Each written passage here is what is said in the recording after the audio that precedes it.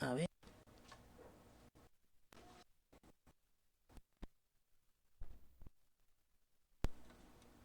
Ahí, no puedo hacer más.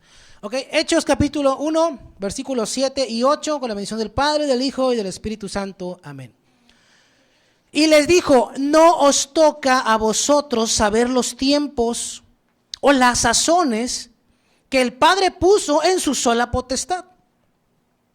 Pero recibiréis poder cuando haya venido sobre vosotros el Espíritu Santo, y me seréis testigos en Jerusalén, en toda Judea, en Samaria y hasta lo último de la tierra. Padre, te damos gracias en esta mañana. Una vez más venimos por tu misericordia y tu amor. Gracias por tenernos aquí en tu casa. Sabemos que muchos de nuestros hermanos no pudieron asistir, Señor.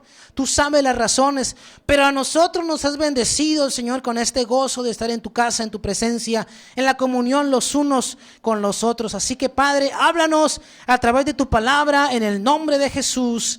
Amén, amén y amén. ¿Pueden tomar su asiento, mis hermanos? Gloria a Dios. Ahí.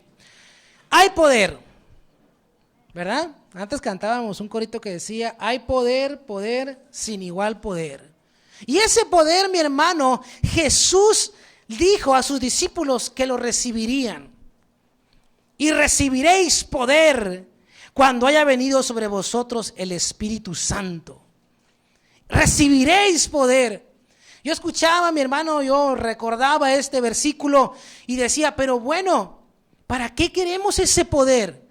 Porque la verdad, no sé si a usted le pasa, a mí me pasa que cuando hablamos del poder del Espíritu Santo, del fuego del Espíritu Santo, de la unción de Dios, como que uno, como que se anima, como que se alegra, como que, no sé, a mí me pasa, me emociona. Pero, ¿para qué quiero ese poder? Hace algunos años en la iglesia, no aquí, ¿verdad? En otra iglesia, una hermana que recién convertida venía ella, y su trasfondo era que ella era ocultista. Era bruja, pues. Y cuando ella vino al evangelio me dijo una vez: hermano Elías, es que yo quiero sentir el poder de Dios y que yo pueda levitar, subir en el aire. ¿Verdad? Yo me quedé, bueno, ese es el trasfondo que ella tenía, porque ella era ocultista. Sabía que el enemigo le daba poder para ciertas cosas, ¿verdad? Como por flotar y todo eso, ¿verdad? Y quién sabe qué cosas más. Pero el poder de Dios nunca viene para beneficio personal, mis hermanos. El poder de Dios no es para que yo me bendiga a mí, para que yo me cuide a mí, para que yo haga para mí, para que yo pueda flotar. No, el poder de Dios venía con una encomienda. Yo vine aquí a capítulo 1 de los Hechos. Desde versículo, vamos a leer 3, dice: a quienes también después de haber padecido, Jesús, hablando de Jesús, se presentó vivo con muchas pruebas indubitables, apareciéndose durante 40 días y hablándoles acerca del reino de Dios. Y estando juntos, le mandó que no se fueran de Jerusalén, sino que esperasen la promesa del Padre, la cual les dijo: oíste de mí. Porque Juan ciertamente bautizó con agua, mas vosotros, y ahí ya está hablando Jesús, seréis bautizados con el Espíritu Santo dentro de no muchos días. Y dentro de no muchos días, mi hermano, fueron 10 días. Dentro de no muchos días fueron 10 días. La Biblia dice que Jesús durante 40 días después de que Él resucitó se le estuvo apareciendo a muchos hermanos. En una ocasión hasta 400 hermanos juntos.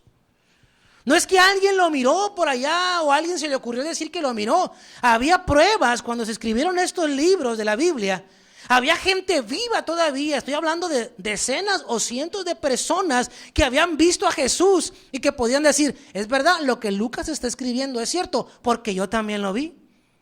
Yo estaba dentro de esos 400 que lo vimos. Y Jesús le dijo: no mucho tiempo va a pasar para que venga el Espíritu Santo. Y 10 días después, en el día del Pentecostés, dice que en un aposento alto, en un segundo piso, pudiera ser, ¿no?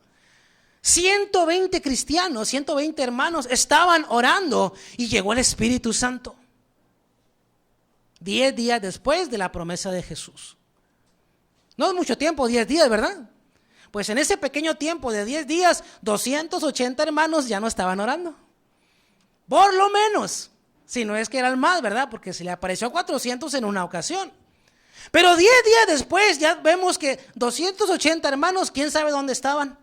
Ese día no habían ido al culto, ¿verdad? Ese día se quedaron dormidos, o ese día se fueron a tiempo extra, o quién sabe qué andaban haciendo, pero los 120 que sí fueron, en ese momento fueron llenos del Espíritu Santo. Y curioso, ¿verdad?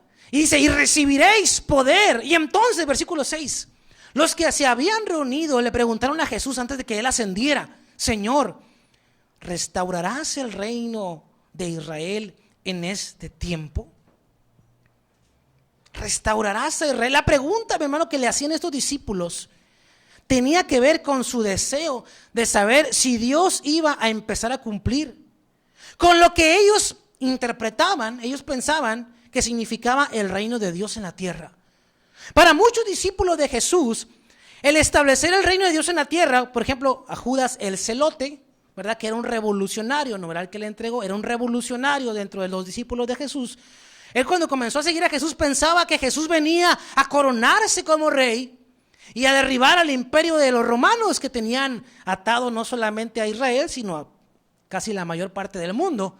Entonces ellos empezaron a seguir a Jesús creyendo que Jesús venía a derrocarlos, que por fin el hijo de David, el descendiente de la tribu, ¿verdad?, de Judá, se iba a sentar en el trono e iba a imponer su reino. Pero la única vez que quisieron tomar a Jesús para ponerlo como rey, dice que él se escondió entre la multitud y se fue. Jesús no venía a establecer ese reino. Y cuando Jesús iba a ascender al cielo, le preguntan otra vez, oye Jesús, ¿cuándo es cuando Dios va a empezar otra vez a establecer el reino de Dios en la tierra? Pensando otra vez en lo mismo, pensando en que Jesús iba a venir a reinar y a tumbar a los romanos. Y les preguntan, mi hermano, según lo que ellos creen. Pero Jesús le contesta una pregunta más importante, tan importante que no la hicieron. Jesús les da una respuesta contundente, porque ellos, en vez de preguntar cómo iban ellos a poder ayudar a que se estableciera el reino de Dios en la tierra, se preocupaban por cuándo se iba a establecer. Y eso nos pasa a todos, ¿verdad? El ser humano es muy cómodo. Yo prefiero ir a la ciudad y buscar una iglesia grande, que ya tenga refrigeración, que tenga buen equipo de sonido, que tenga una palabra que me agrade, y ir a sentarme nomás. Eso es mucho más fácil que ir a un parque, comenzar una misión, apoyar al pastor, ir a buscar gente, ir a discipular, cooperar con dinero para tener aire acondicionado. Eso es más complicado, ¿verdad? Y los discípulos dijeron, no, Señor, ¿cuándo vas a establecer el reino? Jesús les dijo, a ver, espérense. Versículo 7, no os toca a vosotros saber los tiempos o las sazones que el Padre puso en su sola potestad. ¿Verdad? En pocas palabras, sean metiches. A ustedes no les interesa saber cuándo. Ustedes deberían de preocuparse del cómo. No del cuándo, del cómo. ¿Por qué, mi hermano, no les contesta Jesús? ¿No se ha puesto a preguntar? ¿No se ha preguntado usted en sus profundidades muy adentro? ¿Por qué no les dijo y ya? ¿Por qué les dice, no les toca a ustedes saber los tiempos? Y mi hermano, he descubierto en la palabra de Dios que estar informado con exactitud sobre el futuro no es para el creyente. Dios nunca le dice al creyente en su palabra las cosas con exactitud. Le dijo a Abraham, vete de tu tierra y de tu parentela y yo haré de ti una nación grande. No le dijo cómo. No le dijo hacia dónde, ¿verdad? Nomás le dijo, vete de ahí. Le dijo a Noé, haz un arca y pon en ella tales animales. Y le dio las instrucciones exactas del arca. Pero no le dijo cómo iba a traer un león y a meterlo al arca, ¿verdad? O a un gorila. O a un elefante. No le dio a Noé tampoco las instrucciones exactas. Y a nosotros, mi hermano, como dijo Jesús, no nos toca saber los tiempos ni las sazones. ¿Por qué Jesús no nos dijo la fecha exacta de su regreso? Nos dijo, velad para que no entréis en tentación. Estar siempre velando. Como si hoy fuera a venir Jesús. ¿Por qué no nos dio una fecha exacta? Oiga, mi hermano, pues es Dios. Él nos conoce. Y como buenos mexicanos dejaríamos todo hasta el último minuto. Pues si vienen 6 meses, todavía me quedan 6 meses para hacer lo que me pega mi gana. Y al último día ya me pongo a cuentas con él. No, mi hermano, ese no es el interés de Jesús. Jesús nos dice, y les dice a los discípulos que querían saber si Israel iba a ser restaurada como una nación. Pero Cristo nos enseña que nosotros no debemos anhelar, escuche esto, conocimiento prohibido, porque hay cosas que son misterios de Dios. Lo que a usted y a mí nos compete saber está en su palabra, aquí. Si no está aquí, a usted y a mí no nos importa. ¿Por qué? Porque Dios es sabio. ¿Quién es más inteligente que Dios? Como para que le digan qué es lo que tenía y no qué poner aquí en su palabra. Hay mucha gente que se va y se mete hasta el rincón de la teología y anda buscándole. La cosa de la teología no es saber mucho, es vivirla. Eso es todo. Yo he discutido con ateos y se van hasta allá, y dicen, a ver, ¿y por qué Dios permitió que el diablo hiciera pecar a Adán y Eva? ¿Por qué no lo evitó desde un principio y nos hubiéramos ahorrado todo esto? Fíjate, no se ahorró eso y mandó a su hijo a morir en la cruz. ¿No es un Dios cruel? Le digo, no es un Dios cruel. Ese era su plan. ¿Por qué era su plan? No sé, yo no soy de la parte de la Trinidad. Entre el Padre, el Hijo y el Espíritu Santo decidieron que así fueran las cosas. Y a mí lo único que me corresponde es agradecerle a Dios, porque entre toda la gente que se ha perdido, Él me encontró y me salvó a mí. Y me toca hacer lo que me manda a mí que haga. ¿Verdad? Hay mucha gente que le gusta meterse en el rincón y que si era Samuel, que les subió del cielo para ver a Saúl ya que estaba muerto, que si las trompetas del Apocalipsis, bueno, eso está bueno, pero en principio, ¿qué es lo que me compete hacer a mí? ¿Verdad? Porque a veces somos muy buenos para ser teólogos en Facebook, ¿verdad? Y postear y todo, pero su vecino ni siquiera sabe que usted es cristiano. Su compañero de trabajo se admira cuando usted le dice que usted es cristiano. ¿Tú eres cristiano? ¿Verdad? ¿Qué nos compete? Bueno, Jesús nos dijo que a nosotros no nos toca saber todas las cosas, porque hay misterios que solo le pertenecen a Dios. Es más, aunque Dios nos los haya querido poner aquí en la Biblia, no los entenderíamos. La Biblia dice, ¿quién conocerá las profundidades de Dios? Solamente el Espíritu Santo de Dios. Usted y yo somos como una calculadora o un ábaco comparado con una computadora delante de Dios. ¿Ha intentado usted hacer con un ábaco una ecuación diferencial o alguna ecuación así estadística? No se puede. No tiene la capacidad para hacerse en un ábaco. Necesita funciones, necesita cosas que el ábaco no tiene. Así es el ser humano. No tenemos esa capacidad porque Dios no quiso que la tuviéramos. ¿Por qué hacer más allá o indagar más allá de lo que no podemos? Cuando Dios hizo a Adán y Eva, los puso en el huerto del Edén y le dijo, tengan todo esto suyo. Pero les negó una cosa. Les negó el conocimiento del bien y del mal. ¿Tenían vida eterna? Sí, tenían vida eterna. ¿Tenían toda la provisión que necesitaban? Sí. Es más, Adán no tenía ni suegra. Nomás imagínense qué paraíso era ese. Tenían todo, pero Dios dijo, el conocimiento del bien y del mal, ese no lo van a tener.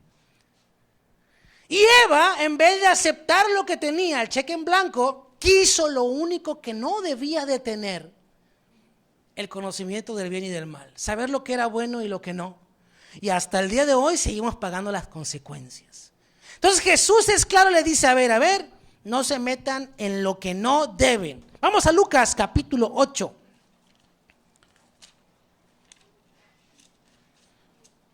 Lucas capítulo 8,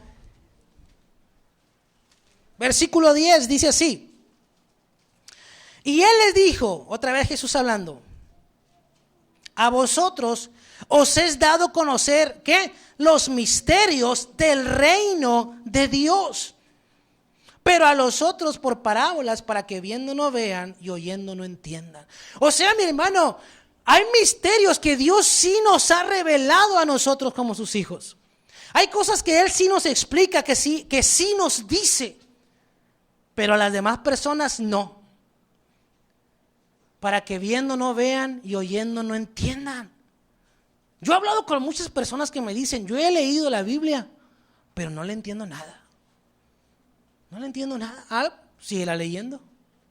Porque el que nos interpreta la Escritura es el Espíritu Santo, que es el autor de la Biblia. Pero si hay alguien que no tiene al Espíritu Santo, no va a comprender la palabra de Dios. Y en vez de serle algo bueno, le va a hacer para él algo malo, algo dañino, algo que dicen, yo no entiendo esto, están locos. Porque para los que se pierden el Evangelio es ¿qué? Locura. Así dijo el apóstol Pablo. Pero para nosotros es poder de Dios. Y eso, mi hermano, es lo que Jesús nos asegura a nosotros. Que nos es dado conocer los misterios relacionados con el reino, con el establecimiento de Dios en la tierra. Y hay cosas que no nos deben preocupar, detalles del futuro. Hay mucha gente que está obsesionada con el anticristo y la marca de la bestia y la gran tribulación. Eso a usted y a mí no nos compete saber. No nos interesa. ¿A cuánto les gustaría estar en el desierto del Sahara ahorita? A ver, levante la mano. ¿Cuántos quieren estar en el desierto del Sahara sin gorra, sin sombra y sin agua? A ver. Nadie. ¿Quiere que le explique durante 1 hora de qué se trata el desierto del Sahara? No, porque a usted no le interesa, no va a estar ahí nunca. Pero hay gente que quiere que le predique del infierno. No, y en el infierno pasa esto y pasa lo otro. ¿Para qué si nunca voy a estar ahí? Si nunca voy a estar en la tribulación, ¿a mí qué me importa lo que vaya a pasar en la tribulación? ¿Qué me interesa saber? A mí lo que me interesa es que Cristo viene por mí y me va a llevar. Eso sí, dime. Y para que me lleve yo tengo que hacer lo que me ha mandado a hacer. ¿Por qué perder mi tiempo en cosas así? El otro día platicaba con alguien y les decía yo, no, es que la vacuna de COVID no es la marca de la bestia. Vean, porque muchos cristianos se han obsesionado con eso en las redes sociales y son motivo de burla. A mí me da pena ajena leerlos, ¿verdad? En Noticias Mexicali o en alguna cosa de noticias y pone una hermanita, esa es la marca de la bestia. Ay, hijo hermano Felipe, va, trágame tierra. Da pena, mis hermanos, sí da vergüenza. Da pena porque hablan de un total desconocimiento de la palabra de Dios. La marca de la bestia se va a poner en la mano derecha y en la frente, y hasta el día de hoy yo no he visto que vacunen a nadie en la frente. La marca de la bestia se va a poner una vez que la iglesia ya no esté, y yo aquí vivo al cuerpo de Cristo, aquí lo estoy viendo. La marca de la bestia va a ser para comprar y para vender. Mi esposa no está vacunada, no la quisieron vacunar, y ella va al mandado toda la semana, nadie se lo ha prohibido. Es un total desconocimiento por querer tener información que no nos corresponde, que es equivocada. Y lamentablemente por ese tipo de cosas, pues la gente se burla a nosotros, ¿no? Los cristianos, y nos ponen a todos en la misma canasta, ¿no? También locos, mira qué ignorantes son. No, mis hermanos, sí tenemos que tener conocimiento, el que Dios nos ha dejado en su palabra. Oiga, hermano, pero entonces ¿para qué nos dejó el Apocalipsis? Bueno, para que le predique a la gente, ¿verdad? Que le predique usted a la gente que si no se arrepiente, eso es lo que le espera. No es para mí, el Apocalipsis no es para mí. El Apocalipsis termina con las iglesias como en el capítulo 7, creo, cuando las iglesias son tomadas y ya se acaban las cartas, ¿no? Eso es lo que me corresponde, lo que me toca a mí. Entonces, mi hermano, hay cosas que no me deben de preocupar, porque todo lo debo dejar en las manos del Señor. Y Jesús le dice en Hechos capítulo 1, donde estábamos, regreso para acá, y les dijo, no os toca a vosotros saber los tiempos o las sazones que el Padre puso en su sola potestad. El Padre en su sola potestad, o sea, en su propia autoridad. En otro pasaje de la Biblia, Jesús dice que ni siquiera Él ni los ángeles saben, mas solamente el Padre, el día y la hora en cuando Él va a regresar. Pero hoy se levantan muchas personas diciendo, ya tengo la fecha. De hecho, esto pasa desde hace muchísimos años, ¿verdad? Que alguien dice, no, yo tengo la revelación porque a mí Dios me dijo que fulano día, fulana fecha, Dios va a regresar, Jesús va a regresar por su pueblo. El problema no es que lo diga esta persona, el problema es que haya quien se lo crea. Porque eso habla otra vez de desconocimiento de la palabra de Dios. Si usted viene y me dice, a mí Dios me dijo cuándo va a venir, le digo, váyase por un tubo, le voy a decir. Porque Jesús dijo, no le creáis. Si alguien te dice, mira aquí está Cristo, mira aquí, no, dice, no le creáis. Porque como el relámpago que sale del oriente y va hacia el occidente, así será la venida del Hijo del Hombre. Y nadie sabe la fecha. Entonces, si Jesús dijo que ni él sabía la fecha, ¿cómo va a venir un hijo de vecino a decirme que sabe la fecha? Pero sabe, la gente se lo cree por desconocimiento. Y la Biblia dice, mi pueblo se pierde porque le falta conocimiento. ¿Verdad? A veces nos ponen unas bailadas bien bonitas porque nos falta conocimiento de la palabra de Dios. Algo que me ha llamado la atención a mí como pastor de hace tiempo que pastoreamos, es que muy pocos vienen a los estudios. Siempre son contados los que vienen a los estudios bíblicos. Poquitos. Digo, bueno, todos los demás ya saben a lo mejor. Si no vienen a aprender, a lo mejor los puedo poner de maestros porque ya tienen ese conocimiento. Pero saber, mi hermano, creer que sepa no es confiable. De hecho, siempre seguimos aprendiendo de la palabra de Dios. ¿Verdad? Cuando mi esposa o su servidor estamos impartiendo una clase, Dios mismo nos está enseñando a nosotros en ese momento. Siempre aprendemos. Dice Jesús que solo el Padre sabe con exactitud sobre los tiempos. Y no solamente sobre el tiempo de la venida del Señor, sino sobre todos los tiempos. Usted está pidiéndole al Señor por una esposa o por un esposo, Él sabe el tiempo. Le está pidiendo por un hijo, Él sabe el tiempo. Le está pidiendo que le alivie de alguna enfermedad a usted o a algún familiar, bueno, Él sabe el tiempo. Es más, Él sabe si lo va a hacer o no. En su sola potestad. Él es Dios. ¿Y quién le va a enseñar a Dios? Pregúntele a Job cómo le fue. Por más que nos revele el Señor algunas cosas, algunos detalles, como en Apocalipsis, ¿verdad? Siempre Dios nos deja con la necesidad de confiar y de dejar los tiempos y las ocasiones en sus manos. Y yo pienso que para eso lo hizo Dios. Para que siempre estemos dependiendo de Él. Para eso Dios no nos dio fechas exactas, sino que nos dice, bástate con mi gracia. Depende de mí, espera en mí. ¿Cuál fue la forma que yo pienso por la que Dios permitió todo este plan de salvación a través de la muerte de Cristo? Bueno, porque Dios quería que usted y yo le recibiéramos y le amáramos con un corazón sincero.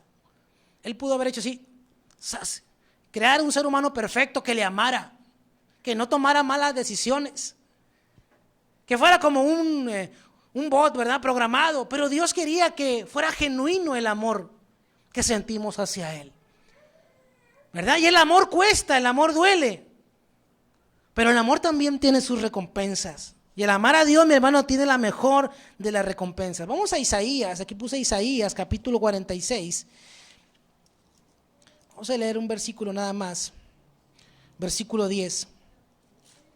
Isaías 46, 10. Dice así. 46, 10. Que anuncio lo por venir. Desde el 9. Acordaos de las cosas pasadas de los tiempos antiguos, porque yo soy Dios y no hay otro Dios, y nada hay semejante a mí.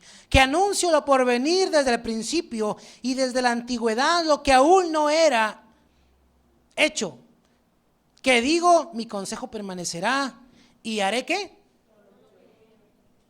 Todo lo que quiero. Dios tiene los tiempos, mi hermano. Dios sabe las cosas. El por qué usted está pasando esto en su vida, yo no sé, pero Dios sí sabe. Y todo esto, mi hermano, va encaminado, como Jesús le dijo a sus discípulos en Hechos capítulo 1, a que recibiríamos poder. Sigamos leyendo. Hechos 1:8. Pero recibiréis poder cuando haya venido sobre vosotros el Espíritu Santo. Es necesario tener el poder de Dios. Es necesario ser investidos del poder de Dios. ¿Pero para qué?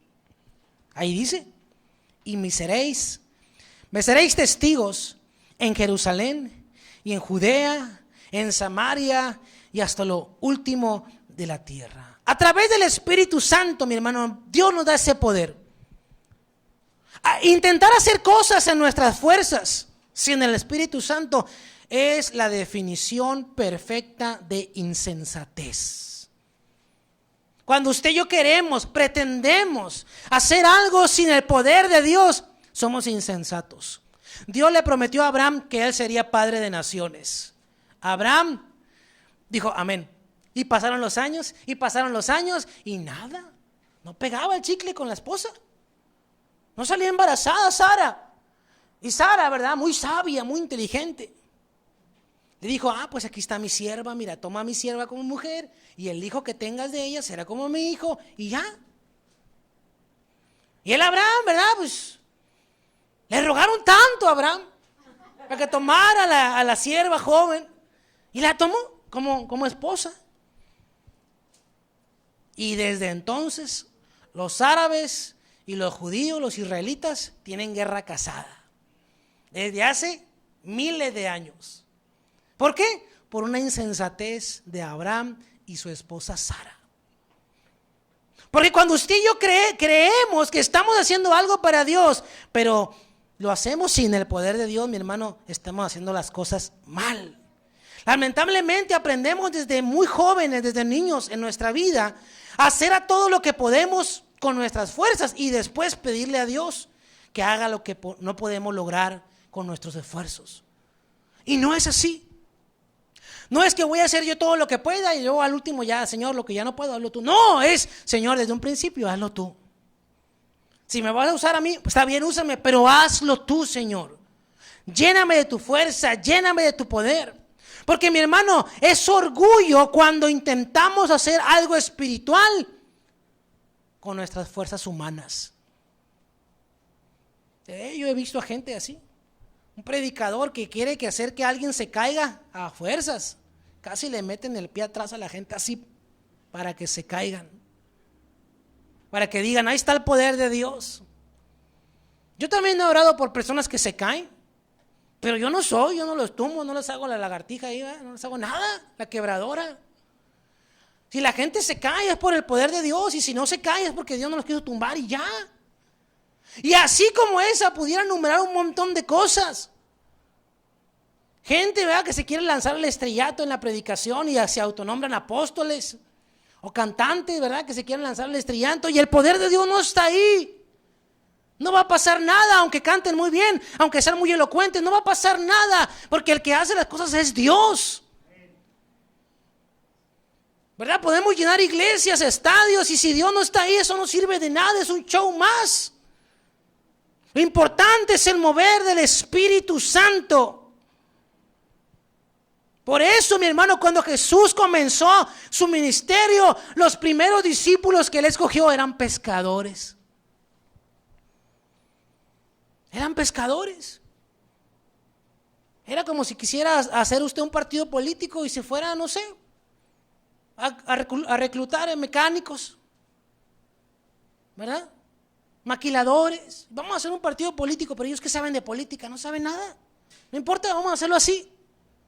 Jesús, en vez de ir allá a las sinagogas a buscar a los mejores maestros para que fueran sus discípulos, ¿verdad?, para armar un grupo bien, no. Fue y buscó personas sin capacidad humana. Ni dinero, ni escuela, no tenían nada. Era gente trabajadora nada más. Y Jesús dijo, estos son los buenos, porque cuando ellos hagan algo van a saber que fue el poder de Dios. Por eso Dios nos escogió a nosotros, mis hermanos. No porque fuéramos los mejores.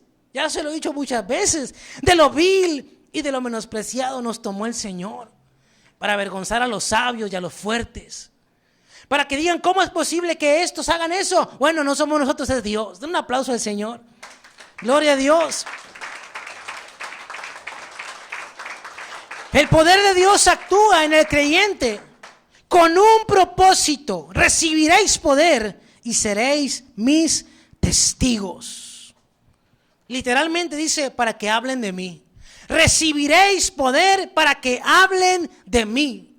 Jesús les dijo, no se vayan hasta que venga el Espíritu Santo y recibiréis poder para que hablen de mí en todo el mundo. Para que sean mis testigos, o sea, mis representantes. ¿Cómo se llama la persona que representa un país en otro país? Embajador. Todo lo que hace el embajador en el otro país Se entiende que es lo que su país quiere dar a conocer al mundo. ¿Verdad? Aquí en México tenemos súper vigiladísimo al embajador de Estados Unidos. Todo lo que él dice es muy importante porque es quien representa a Estados Unidos. Usted y yo somos embajadores del reino de los cielos. Todo lo que hacemos, la gente nos está mirando. Y dicen, ¿y eso que es cristiano? Todo lo que hacemos, ¿cuándo deja un embajador de ser embajador? Nunca. Siempre que está en su encargo, en la embajada, él es embajador. Si un chino ve que el embajador de México en China se come un taco sin guacamole, él dice, en México no le ponen guacamole a los tacos. Porque está representándonos. Si una persona inconversa ve que un cristiano se toma unas cervezas, él va a decir, todos los cristianos toman cerveza. Y la hermana anda bailando. Todas las hermanas bailan. Él no va a distinguir. El cristiano, el mundano no va a decir, este medio cristiano, no. Él va a decir, todos son iguales. ¿Verdad? Dicen por ahí que Gandhi dijo en alguna ocasión, ese Cristo que me dice ahí está muy bien. Los que no me parecen son esos cristianos. Somos embajadores y siempre estamos representando el reino de los cielos. Por eso el poder de Dios debe estar sobre nosotros. Porque vivir una vida conforme a la voluntad de Dios es complicada si no tenemos el poder de Dios. Es difícil. El poder de Dios, mi hermano, no tiene limitación. Jesús le dijo, ustedes recibirán poder y serán mis testigos aquí en Judea, allá en Samaria y hasta lo último de la tierra. El poder de Dios, mi hermano, no está limitado. Y hay que entender lo que dice el libro de los Hechos. El libro de los Hechos nos enseña, mi hermano, o no nos pretende enseñar que la Biblia o que la obra del creyente o de los apóstoles terminó cuando termina el libro de los Hechos. El libro de los Hechos de los apóstoles nos quiere enseñar cómo comenzó la iglesia. Pero usted y yo seguimos escribiendo los hechos.